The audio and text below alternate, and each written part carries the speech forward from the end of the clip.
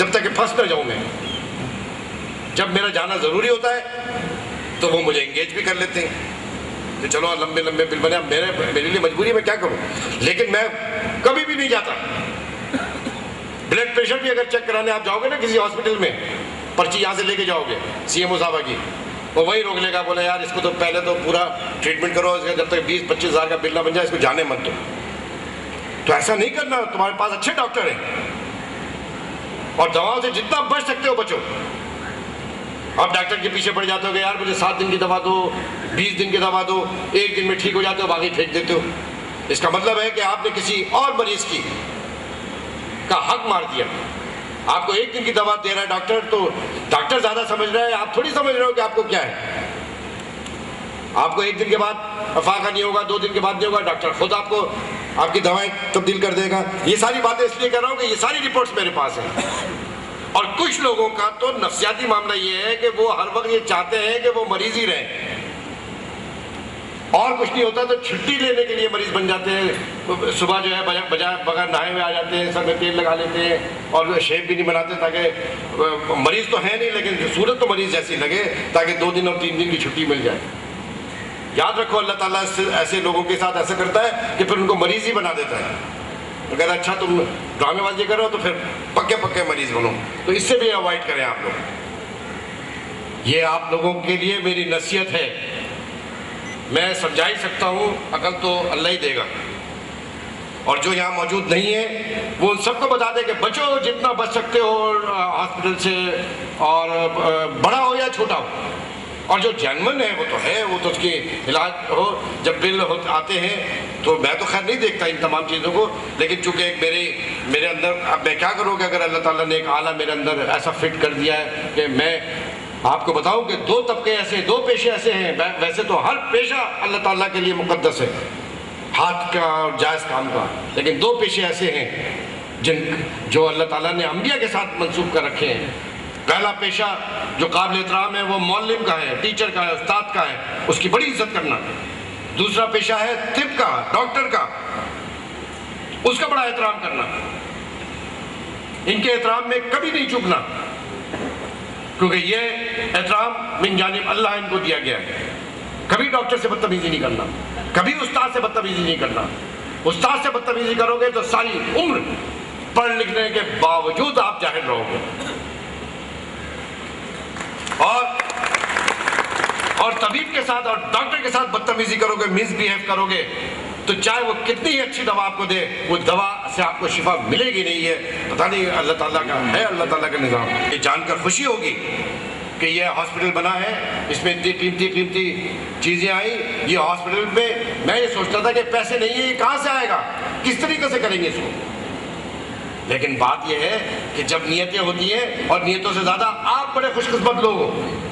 حالانکہ حرکتیں بہت سارے لوگوں کی صحیح نہیں ہے, یہ میں بتا رہا ہوں آپ میڈیا کے سامنے, لیکن ہو بڑے خوش قسمت کہ اللہ تعالیٰ پتہ نہیں کہاں سے آپ لوگوں کی فیسلٹیز کے لیے بندوبست کر دیتا ہے. سائٹ جا رہی ہے کرائسس میں. ابھی ارشد تنویر صاحب نے کہا ہے, یہ تو پتہ ہے ایک دن تو ان کے سر کے بال اور پورے جسم کے بال ان کے کھڑے ہو گئے تھے خوف کے مارے کہ اتنا بڑا خسارہ چل رہا ہے, سائٹ چلے گی کیسے. یہ 3 سال سے میں ارشد تنویر صاحب کا یہ جملہ سنتا ہوں, اور 3 سال سے یہ ادارہ ماشاء اللہ چل رہا ہے. یہ ہے خوش نصیب ہے. بات تو سچ ہے مگر بات ہے رسوائی کی. اور اس سے بڑی سند آپ کو کیا ملے گی کہ میزان بینک کے پریزیڈنٹ صاحب جو ہیں, انہوں نے آپ لوگوں کے بارے میں کہا کہ 48 گھنٹے کے اندر کراچی کے پاکستان کے تمام اداروں میں ایک طوفان مچا ہوا ہے. کوئی کام کر کے دیتا نہیں ہے, پیسے مانگتے ہیں, رشوت کرتے ہیں, تنگ کرتے ہیں. انہوں نے ابھی آپ کے سامنے کہا, آپ لوگوں کی تعریف کی. ہاں, کیا آپ لوگوں نے بغیر پیسے لیے 48 گھنٹے میں کام کر دیا. یہ سند آپ کی ہے. اور میرا خون ڈھیروں بڑھ گیا. حالانکہ میری تعریف نہیں کر رہے تھے, آپ لوگ بھی تعریف کر رہے تھے. مجھے خوشی ہوئی اس بات سے. اور میرا اس بات کے بعد میرا دل یہ چاہ رہا تھا کہ میں بھی کوئی اور اعلان بھی کروں. میں تو پیسے کہاں ہیں, تالیاں کیا بجا رہا ہوں, یہ بھی مانگ کے لے کے آئے ہیں. یہ بھی ڈونیشن ملا ہے. یہ میں زبردست زبردست خراج تحسین پیش کرتا ہوں. تمہاری تالیاں رکنی نہیں چاہیے کیونکہ جو کام کرنے والے ہیں ان کو MD سائٹ کو سب سے مہنگی ترین مشین انہوں نے کوارڈینیشن کر کے انڈسٹریلسٹ کے ساتھ اس کا ارینجمنٹ کیا. ان کو میں زبردست خراج تحسین پیش کرتا ہوں.